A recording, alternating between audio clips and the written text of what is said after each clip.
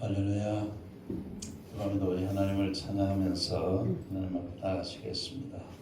찬송가 올려드리겠습니다.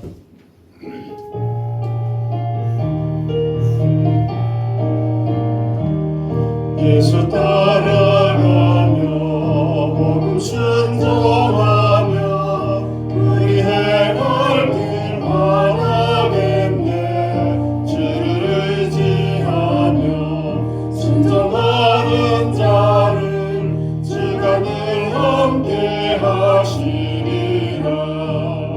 의지하고 순종하는 길은 예수 안에 즐겁고 복된 일이로다. 애를 당하거나 우리 고생할 때 주가 위로해 주시겠네. 주를 의지하며 순종하는 자를 주가 위해 주시리라. 의지하고 순종하는 길은 예수 안에 즐겁고 복된 일이로다. 남의 짐을 지고 슬픔 위로하며 주가 상급을 주시겠네. 주를 의지하며 순종하는 자를 항상 복 내려 주시리라. 의지하고 순종하는 길은 예수 안에 즐겁고 복된 일이로다. 우리 받은 것을 주께 받으리며 우리 기쁨이 넘치겠네. 주를 의지하며 순종하는 자를 은혜 풍성케 하시리라. 의지하고 순종하는 길은 예수 안에 즐겁고 복된 일이로다. 주를 힘입어서 말씀 잘 배우고 주를 모시고 살아가세. 주를 의지하며 항상 순종하며 주가 사랑해 주시리라. 의지하고 순종하는 길은 예수 안에 즐겁고 복된 일이로다. 아멘.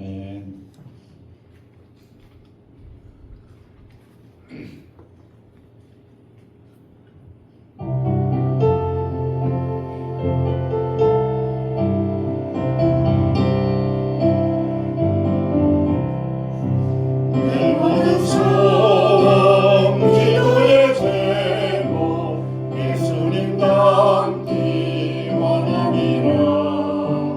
예수님 영상 나이기 위해 세상에 모아기 잡네. 예수님 닮기 내가 원하네.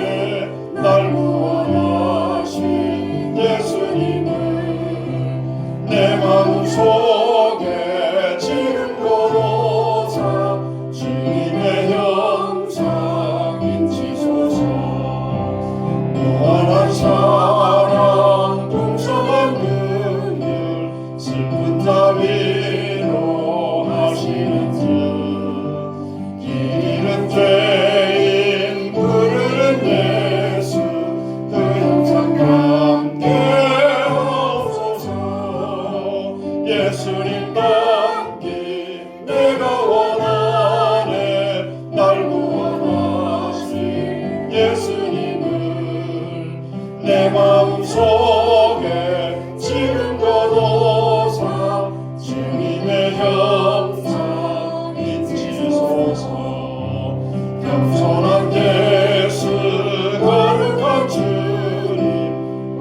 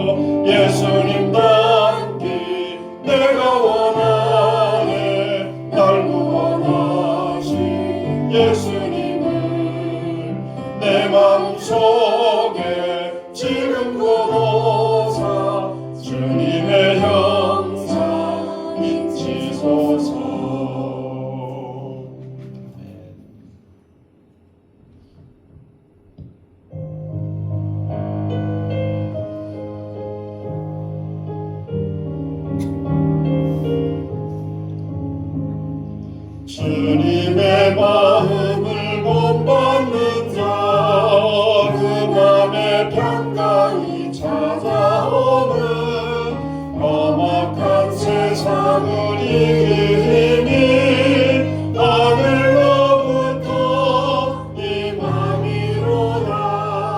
주님의 마음 본받아 살면서 그 거룩하신 나도 이루리. 주 모습 내 눈에 안 보이며 음성 내 귀에 안 들려도 내 영혼 날마다 주를 만나 신령한 말씀을 배우노다. 주님의 마음 본받아 살면서 그 거룩하신 나도 이루리. 가는 길 거칠고 험하여도 내 맘에 불평이 없어짐은 십자가가 나를 이겨내신 주님의 마음 본받으리라. 주님의 마음 본받아 살면서 그 거룩하신 나도 이루리. 주 예수 세상에 다시 오실 그날의 무성도 변하여 주님의 빛나는 그 형상을 다 함께 보며 주 찬양하리. 주님의 마음 본받아 살면서 그 거룩하신 나도 이루리.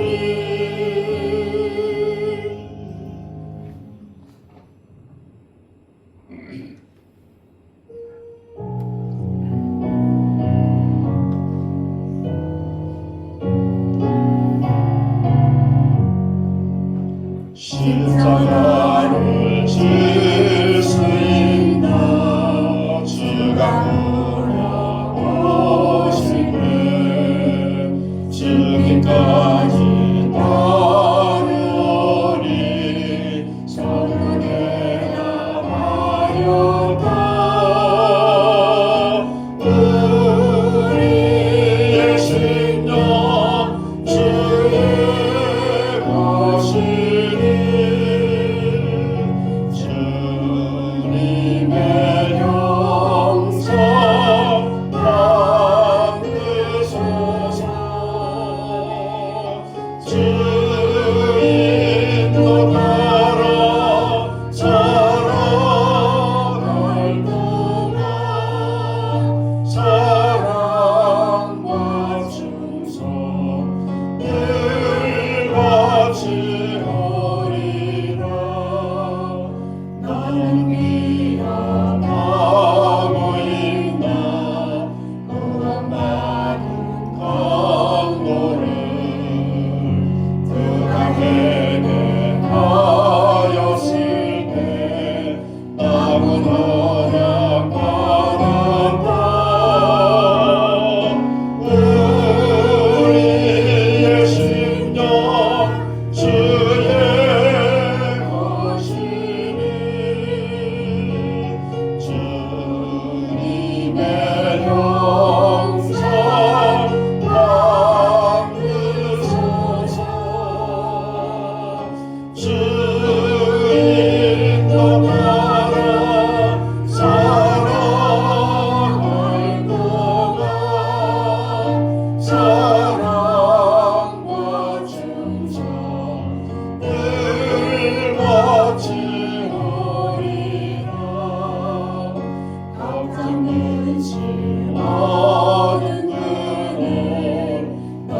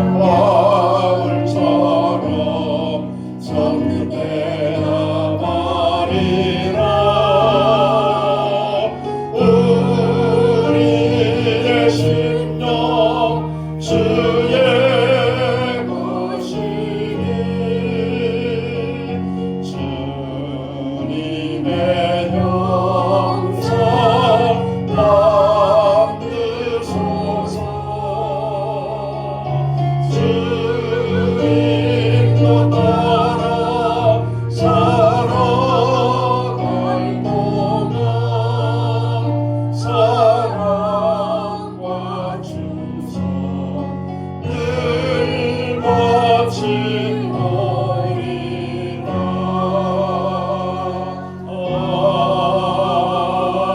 아멘. 하나님, 십자가의 은혜로 하루하루를 살아가는 저희들입니다. 그런데 우리가 연약해서 주님이 우리에게 주신 그 엄청난 사랑들을 느끼기보다는 주변의 환경에 또 눈에 보이는 것에 우리의 마음이 늘 빼앗기는 어리석은 삶을 살아갈 때가 많음을 고백합니다. 주님, 오늘도 저희들을 이 자리에 불러 모아 주셨으니 주님 말씀해 주시옵소서.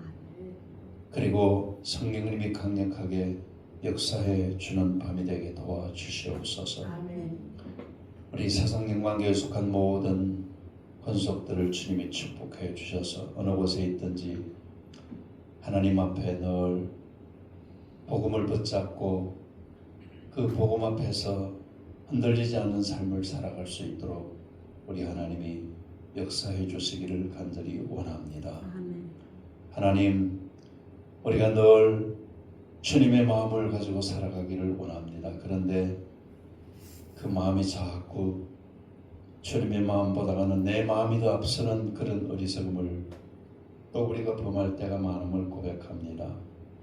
주님 성령으로 다스려 주시고 강권해 주셔서 늘 주님의 그 뒷모습을 바라보며 따라가는 저희들이 될 수 있도록 은혜와 복을 내려 주시옵소서. 예수님 이름으로 기도드렸습니다. 아멘. 아멘. 요한복음 1장 말씀 읽어보시겠습니다. 35절에서 42절 또하시겠습니다. 또 이튿날 요한이 자기 제자 중 두 사람과 함께 섰다가 예수의 다니심을 보고 말하되 보라, 하나님의 어린 양이로다. 두 제자가 그의 말을 듣고 예수를 쫓거늘 예수께서 돌이켜 그 쫓는 것을 보시고 물어 가셨으되 무엇을 구하느냐? 가로되 라페여 어디에 계시니오라니. 라페는 번역함을 선생이라. 예수께서 가라사대 와보라. 그러므로 저희가 가서 계신 데를 보고 그날 함께 거하니 때가 제 10시쯤 되었더라. 요한의 말을 듣고 예수를 쫓는 두 사람 중에 하나는 시몬 베드로의 형제 안드레라. 그가 먼저 자기의 형제 시몬을 찾아가되 우리가 메시아를 만났다 하고, 메시아는 번역하면 그리스도라. 그리고 예수께로 오니 예수께서 보시고 가라사대 내가 요한의 아들 시몬이니 장차 게바라 하리라 하시니라. 게바는 번역하면 베드로라. 아멘.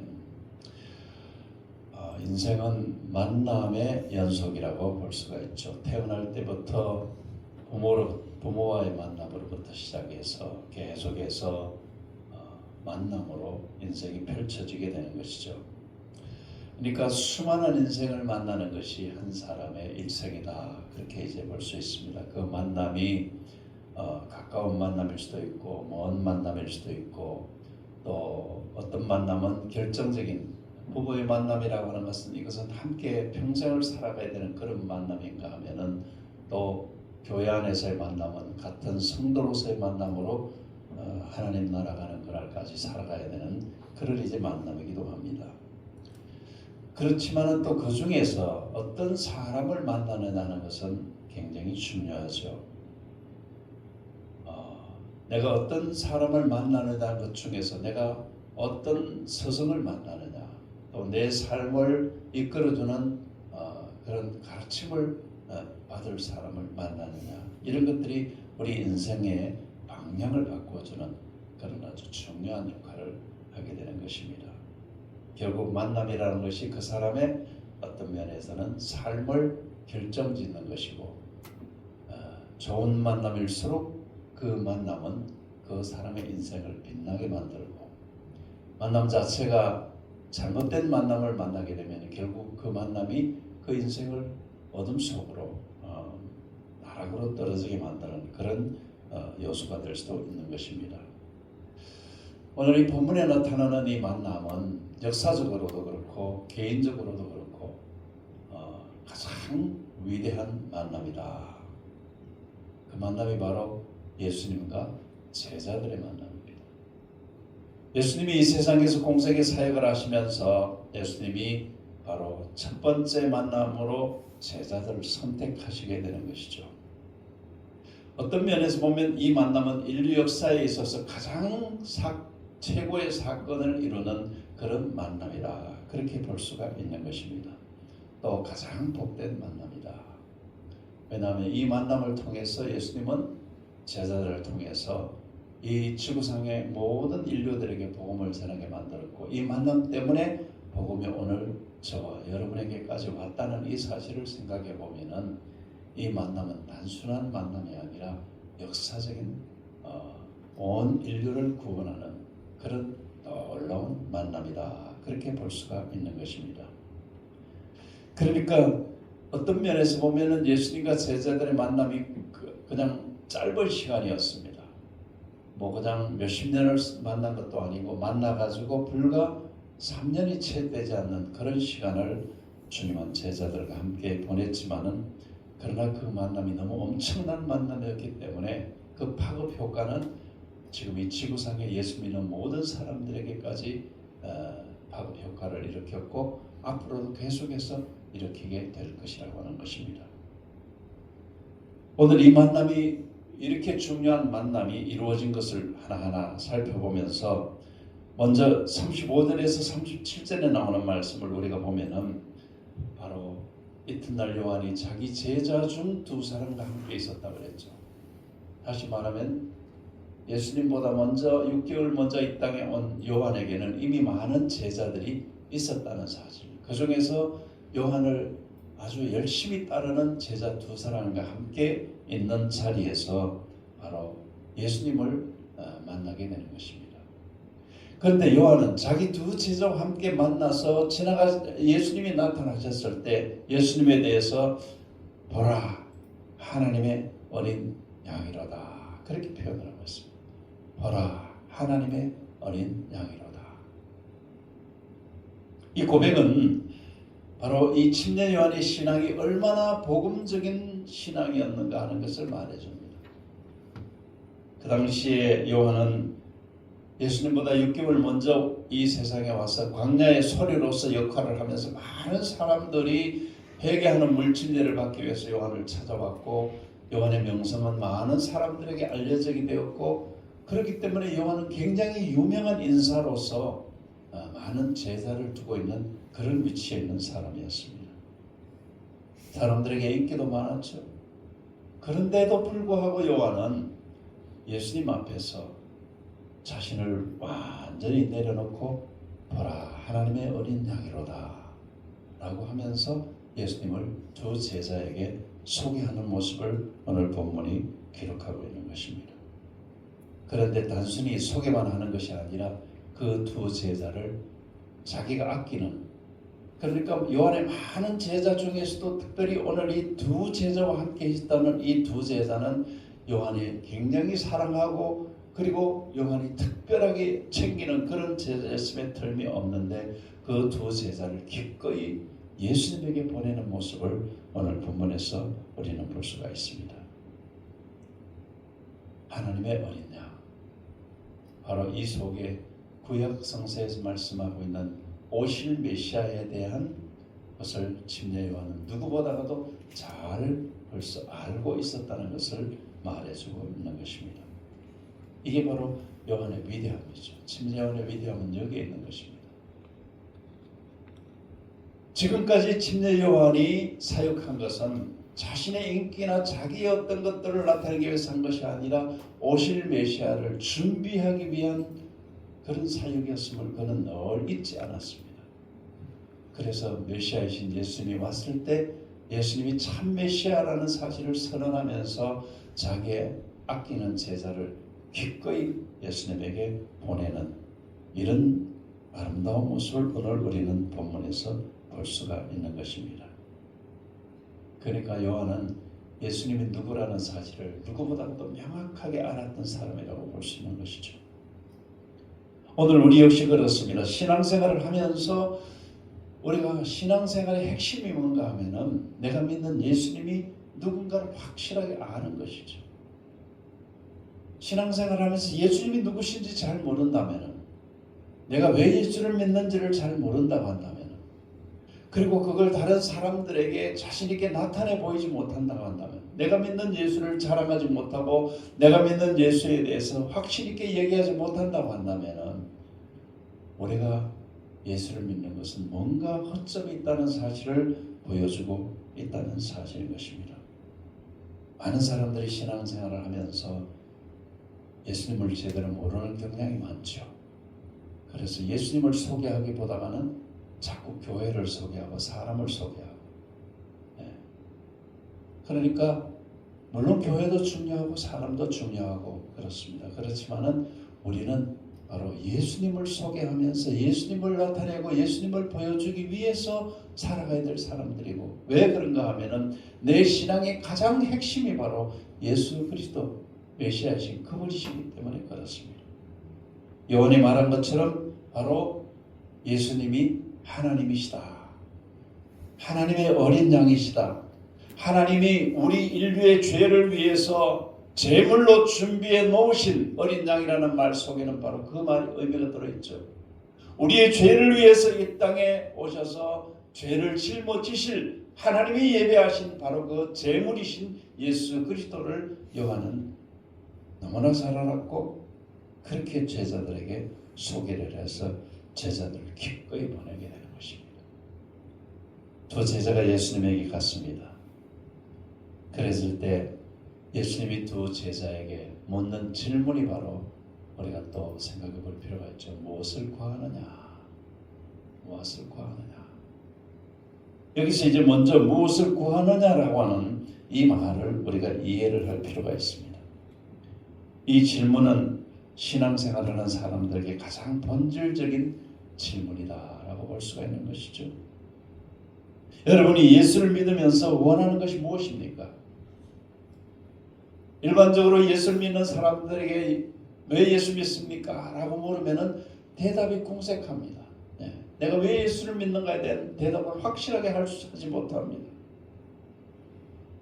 오늘 본문에서 주님이 바로 묻는 질문도 무엇을 구하느냐? 그렇게 묻는 이 질문은 어떤 면에서는 주님이 내게 지금 원하는 게 뭐냐라는 질문이 될 수도 있고, 우리가 또 예수를 믿으면서 일반적으로 교회 생활을 하는, 교회를 다닌다는 사람들, 예수님에 대한 확고한 어떤 이해와 고백과 신앙이 없는 사람들은 예수 믿으면 복 받는다, 예수 믿으면 잘 된다, 뭐 이런 식으로 이제 얘기를 하는 것은, 그건 순전히 육신의 다른 종교가 갖고 있는 육신이 잘 된다고 하는 것과 별로 다를 바가 없는 것이죠. 기독교는 예수를 믿어서 그냥 육신이 잘 되는 정도의 것이 아니라는 겁니다. 그런 면에서는 다른 종교와 확실하게 차별이 있는 것이죠. 육신이 잘 되는 것은 그것은 두말할 필요가 없는 기본적인 것이고, 그것보다 육신보다 훨씬 더 깊고 오묘한 것을 주님으로부터 우리는 받았고, 그리고 그걸 누리며 살아가야 되는 사람들이라는 사실을 깨달아야만 되는 것입니다.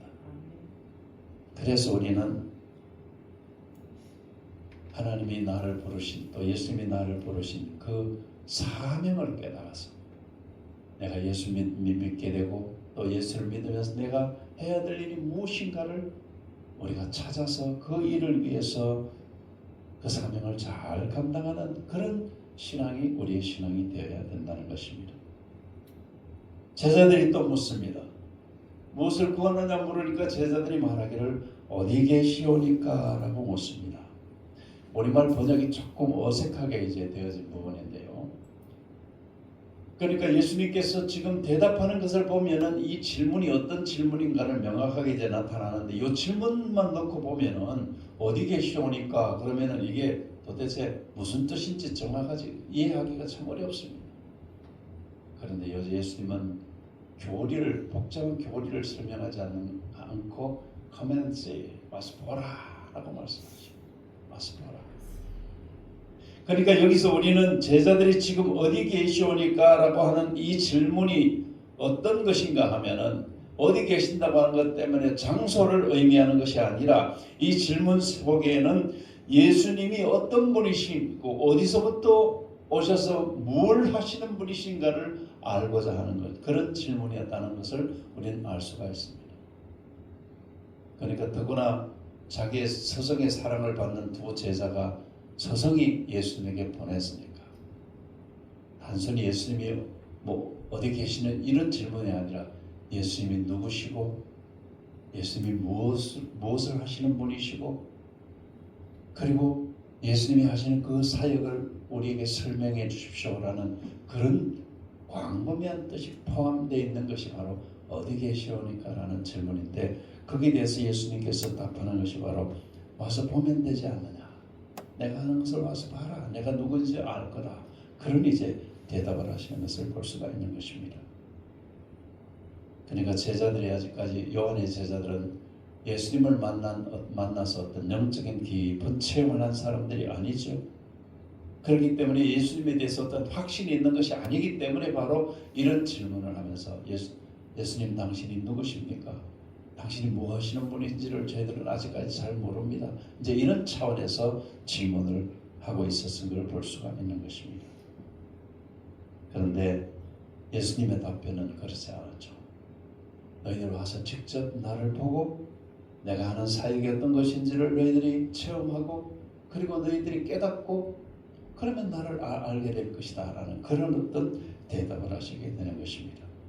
여기서 우리가 또 생각해야 될 것이, 신앙은 그냥 지식으로 아는 것이 아니라 머리로 배우는 것이 아니라 주님과 함께 살면서 그분과 함께 시간을 보내면서 체험하는 신앙이 되어져야 된다. 할렐루야. 여러분의 신앙이 체험하는 신앙이 되시기를 주님 이름으로 축복합니다. 이 체험하는 신앙을, 예수님이 하시는 이 말씀에 이 체험하는 신앙이 딱 그들에게 부딪히는 순간 그들은 깨닫게 된 것이죠. 아, 이분이 우리 선생님이 그렇게 말씀하시고 기다리던 바로 그분이구나 라고 그렇게 깨닫게 돼요. 그분 메시아이시구나, 이걸 이제 바로 확신을 하게 되는 것입니다. 여러분, 우리가 신앙생활하면서 예수님에 대한 확신을 가지는 게 가장 중요한 것이죠. 내가 믿는 예수님에 대한 확신이 없으면 그 신앙은 항상 배회하는 신앙밖에 되지 않아요. 그리고 다른 것으로 익숙해지게 돼요. 교회 생활에 그냥 익숙해지고 그냥 자기 어떤 봉사에 익숙해지고 그런 정도밖에 되지 않아요. 그보다 더 중요한 것은 내가 예수님이 어떤 분인지, 또 예수님이 나에게 주신 그 은혜와 축복이 무엇인지를 우리는 말씀을 통해서 매번 체험하는 그런 신앙이 되어져야 되는 것입니다. 그러니까 매번 체험을 하게 되면 일어나는 중요한 사건이 뭔가 하면은 내가 체험한 것을 다른 사람에게 전하게 되는 것입니다. 할렐루야. 내가 예수님을 제대로 체험하고 제대로 알고 제대로 믿으면은 다른 사람에게 전하지 않을 수가 없게 된다는 것을 오늘 요한을 통해서 또 예수님의 제자들을 통해서 알 수가 있어요. 그래서 지금 예수님을 만난 안드레가 첫 번째 한 행동이 뭡니까? 41절 한번 읽어봅니다. 시작. 그가 먼저 자기의 형제 시몬을 찾아 아뢰되. 우리가 제일 먼저 안드레가 예수님을 만나고 한 일이 뭐예요? 자기 형제를 찾아갔어요. 그러면서 내가 메시아 만났어 라고 하면서 내가 그분을 체험했어, 만나보니까 바로 그분이야, 우리 선생님이 가르쳐 주신 그분이야, 너도 같이 가서 그분 만나 하면서 바로 행동하는 신앙을 가졌다는 것입니다. 여러분, 복음은 그렇습니다. 우리가 복음을 제대로 깨달으면 우리는 바로 행동하는, 복음을 전하는 자가 돼요. 내가 지금 예수를 믿자마자 예수님을 제대로 만났으면 예수님을 자랑하고 예수님을 내가 가장 가까운 사람에게부터 전하는 역할을 해야 된다고 하는 것입니다. 먼데 갈 필요가 없죠. 내 가족, 내 가족, 사랑하는 가족, 또 내가 늘 부딪히는 사람들, 이런 사람들에게 바로 이 안드레가 자기 형제에게 이야기를 했듯이 복음을 전하는 그런 뜨거운 가슴이 우리에게 있어야 된다는 것을 오늘 복음은 우리에게 말씀을 해주고 있는 것입니다. 세계적인 전도자 무디 목사님에 대해서 사람들이 많이 얘기를 하죠. 아마 무디 목사님을 모르는 사람은 없을 거예요. 거의 예수 믿는 사람이라면 한 번은 다 들어보았기 때문에. 평생 동안 이 무디는 수백만의 사람들에게 복음을 전해서 예수 믿게 만든 사람이에요. 그래서 무디는 유명해졌는데 그 무디라는 사람이 예수를 알게 되도록 무디에게 복음을 전한 사람이 누구인가는 사람들이 잘 모른다는 거예요. 바로 교회학교 어린이들을 가르치는 교사의 역할을 했던 에드워드 킴벌이라고 하는 사람이 바로 무디에게 복음을 전한 사람이었어요. 여러분, 이 에드워드 킴벌 때문에 전 세계의 수많은 사람들에게 복음을 전하는 유명한 무디라는 사람이 태어나게 되었다는 거예요. 한 사람의 역할이 이렇게 중요해요. 킴벌은 구두방에서 일하던 평범하고 보잘것없는 그런 청년이었어요. 그런데 어느 날 무디를 찾아가게 됩니다. 무디를 찾아가서 특별한 설교를 한 것도 아니고 그냥 이 킴벌이 만난 예수님에 대해서 무디에게 전했습니다. 복음을 전했습니다. 그 마음속에는 내가 만난 예수님을 누구에게가 전해야 된다는 그런 뜨거운 가슴을 가지고 이 킴벌이 무디에게 복음을 전했습니다. 그 복음이 바로 무디에게 전달이 되어졌고 무디는 예수님을 모셔드렸고 예수님을 체험하게 된 것입니다. 체험하면서 그에게 뜨거운 것이 바로 내가 복음을 위해서 온 내 인생을 살아야 되겠다는 결단을 하면서 그는 유명한 전도자가 되는 것입니다. 나중에 무디에게 사람들이 얘기합니다. 무디 목사님 정말 그렇게 위대하고 엄청난 복음을 전하는 부흥사가 됐는데 어떻게 그렇게 되셨습니까? 라고 했을 때 무디가 이렇게 얘기합니다. 나를 찾아와서 나에게 복음을 전해준 그 한 분, 킴벌 선생님이 없었다면 오늘 나는 없었을 것입니다. 그렇게 얘기합니다. 여러분, 복음을 가까운 사람에게, 복음을 한 사람에게 전한다고 하는 것이 이렇게 엄청난 것이라는 사실을 이런 역사는 우리에게 말씀을 해주고 있는 것입니다. 안드레도 자기 형제에게 복음을 전하는데 뭐 특별한 설교가 아니었고 또 특별한 어떤 설명을 하는 사람이 아니었죠. 그냥 자기가 만난 예수님을 그대로 소개한 것뿐인 것입니다. 그런데 훗날 우리가 알고 있는 시몬은 예수님의 수제자로서 그런 어마어마한 사명을 감당하는 그런 위대한 베드로, 우리가 너무 잘 알잖아요. 그래서 오늘 내가 전하는 복음이, 내가 만난 사람에게 전하는 복음이 그 사람을 어떤 사람으로 만들까에 대한 것들을 우리는 알지 못하지만은 그 만남이 어쩌면은 나보다가 더 큰 역사를 이루는 그런 복음을 전파하는 위대한 만남이 될 수 있다는 것을 오늘 성경은 우리에게 말씀해 주고 있습니다. 예수님께서 베드로에게 이렇게 얘기하죠. 요한의 아들 시몬아, 시몬이니 너는 장차 게바라고 할 것이다. 이 게바라는 말은 헬라어죠. 네. 신약 성경에 헬라어로 기록되어졌으니까 게바는 헬라, 그러니까 베드로라는 말을 헬라어로 하면 게바예요. 네. 그러니까 헬라식으로는 게바고 히브리식으로는 베드로예요.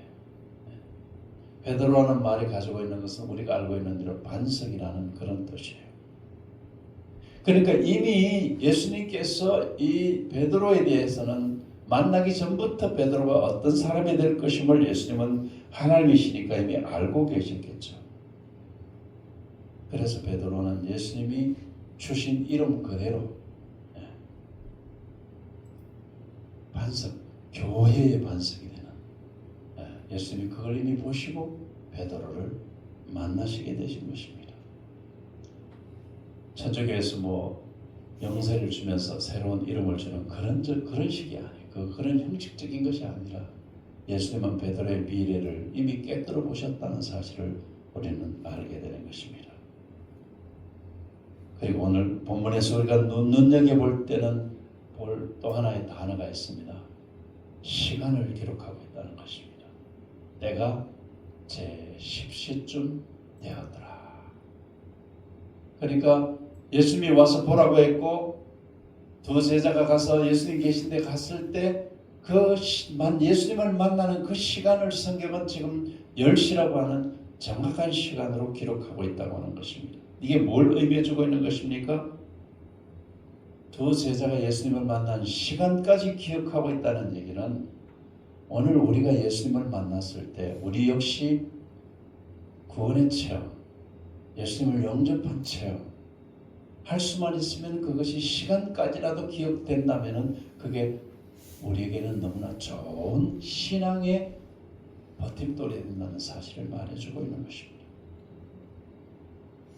여러분 예수님을 영접한 때가 언제인가 기억되세요? 내가 누구로부터 복음을 제대로 듣고 그리고 내가 예수님을 영접한 그때가 언제인지 성경은 시간까지 말하고 있는데 우리가 시간까지는 모른다 할지라도 적어도 내가 언제 누구를 통해서 내가 복음을 들었고 그 복음이 그때 내가 바로 구원의 확신을 가지게 되었다는 그런 여러분의 신앙의 어떤 베이스가 되는 이런 놀라운 것을 우리는 기억해야 되는데 예수님을 만난 제자에게 제10시라고 10시라고 하는 이 시간이 기록되어졌다고 하는 것은 그들이 주님을 만난 그 타임이 얼마나 놀라운 타임이라는 사실을 성경은 말씀해 주고 있는 것이죠. 주님은 지금도 우리에게 와보라고 말씀하실 거예요. 내가 누구인지를 깨달으라고 말씀하실 거예요. 그리고 그걸 깨달았으면 그냥 있지 말고 너의 가장 가까운 이웃에게 복음을 전하라고 말씀하실 겁니다. 오늘 우리가 표를 매주 우리가 행복을 찾는 이들에게는 예수님이 답입니다 라고 표를 외칩니다. 표를 외치는 것만으로는 아무 일도 일어나지 않죠. 아무 일도 일어나지 않아요. 적어도 우리가 이 표를 외쳤으면 내가 먼저 이 표에 합당한 삶을 살고 그러는 중에 주님이 내게 주시는 체험을 그대로 내 가까운 사람에게 보여주어서 그걸 보고 내 가까운 사람에게 복음을 전했을 때 그들이 복음을 받아들이는 그런 어떤 연쇄적인 반응이 일어나는 그런 신앙이 우리의 신앙이 되어져야 된다라는 것입니다. 여러분이 안드레처럼 사랑하는 가족들에게 복음을 전하지 않으면 어떻게 돼요? 사랑하는 가족이 예수님을 모른 채 세상을 떠날 수도 있어요. 그렇죠? 우리가 그런 어떤 생각을 가진다고 한다면 내가 정말 내 가족을 사랑하고 있는가 한번 우리는 생각해 볼 필요가 있는 것이죠. 정말 사랑한다면 그 가족이 예수 믿어서 나와 함께 천국을 가는 그런 어떤 뜨거운 가슴이 우리에게 있어야 한다는 사실을 오늘 우리는 본문을 통해서 깨닫게 되는 것입니다. 오늘 말씀을 여러분들이 주님의 음성으로 들으시고 주님이 주시는 이 사명을 위해서 내 가장 가까운 사람에게 복음을 어떻게 전하면 될 것인가를 고민하시고 주님 앞에 눈물로 기도하시고 그렇게 하셔서 여러분들이 바로 오늘 이 놀라운 골든타임이 여러분이 사랑하는 사람에게 나타나도록 그렇게 하나님의 사명을 감당할 수 있기를 예수님 이름으로 축복합니다. 아멘. 복음을 거부하는 사람들에게는 어떻게 해야 될까요? 영국이 복음으로 뜨거웠던 시절에 영국이 한 유명한 무신론자, 많은 사람들에게 인기를 끌고 있는 무신론자가 대강당에서 신은 없다라고 하면서 자기 나름대로 논리적으로 신이 없는 것을 설명을 한다고 쭉 설명을 했습니다. 그렇게 청중들을 향해 설명을 하고 나서 내가 펼친 이 논리에 대해서 반박할 사람이 있습니까? 라고 질문을 했어요. 교만한 질문이었죠. 그럴 때 한 노인이 단상으로 두벅두벅 걸어 올라갔습니다. 그리고는 자기 가방에서 사과를 하나 꺼내가지고 부삭부삭 사과를 깨물어 먹었습니다. 사람들이 이상하게 생각해요. 아니 저 노인이 왜 저 올라가가지고 저 유명한 분 앞에서 사과를 먹고 있어? 그렇게 생각을 했겠죠. 사과를 다 먹고 나서 청중들 앞에서 그 강사에게 이렇게 말을 합니다. 강사님, 내가 먹은 사과가 단맛이 납니까? 신맛이 납니까? 그렇게 물었어요. 그랬더니 당황을 하면서 아니 내가 그 사과 먹어보지도 않았는데 내가 어떻게 그 맛을 아오? 이렇게 이제 대답을 했어요. 그러니까 당신이 하나님이 없다고 역설을 하지만은 나는 하나님이 누구신지 평생 그분의 사랑을 맛보고 살아온 사람이기 때문에 오늘 이 사과의 맛을 당신이 모르는 것처럼 당신이 맛을 보지도 않고 하나님이 없다고 그렇게 설명하는 것은 논리가 맞지 않는 것입니다. 아주 크게 한 방을 먹인 거죠. 그렇잖아요.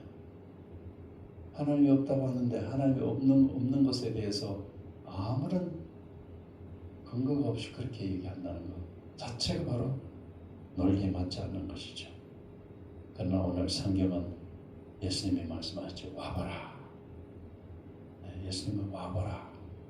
예수님의 누군가를 우리는 그분의 사랑을 맛보고 그분의 은혜를 맛보고 그분의 삶을 우리가 체험한다면 우리는 그 맛을 다른 사람에게 전할 사명이 있는 사람들인 것입니다. 여러분에게 멀리가 아닌 가장 가까운 내가 아끼고 사랑하는 사람들에게 이 복음을 전해야 되겠다는 오늘 이 말씀을 통해서 여러분의 가슴에 그런 뜨거운 성령의 불이 붙어지기를 예수님 이름으로 축원합니다. 우리 찬송가를 하나 부를 텐데요. 우리 찬송가를 한 5번 정도 부르려고 합니다. 가사를 생각하면서 내가 주님으로부터 받은 은혜, 또 십자가의 은혜, 내가 구속받은 은혜 이런 걸 생각하면서 우리가 찬송을 계속해서 부르시겠습니다.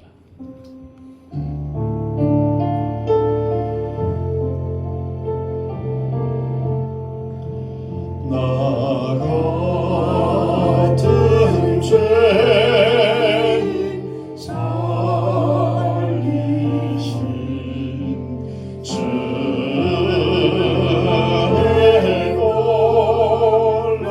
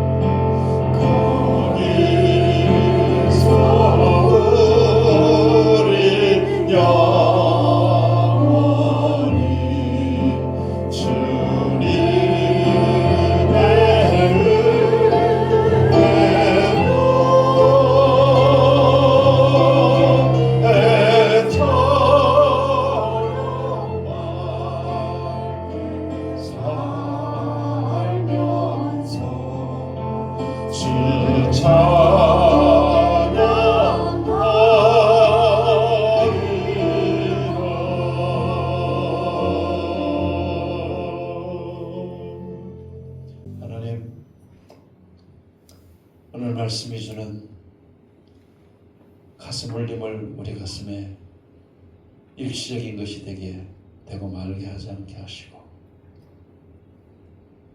우리 가슴을 뜨겁게 계속 울려주셔서 아직도 구원받지 못한 내 사랑하는 가족들을 우리가 하나님 앞에 올려드릴 수 있도록 복을 내려 주시옵소서. 그래서 하나님 앞에 속히 이 사상영광 공동체 속에 속한 모든 성도들의 가족이 이 자리에 나와서 거기서 우리 영원히 살 것을 하나님 앞에 소망하면서 하나님을 찬양하는 그런 축복된 가족들이 될 수 있도록 하나님 은혜와 자비를 베풀어 주시옵소서. 이 기적을 하나님 우리 사상영광교회 공동체 속에 이루어 주시옵소서. 아멘. 예수님 이름으로 축복하며 기도합니다. 아멘.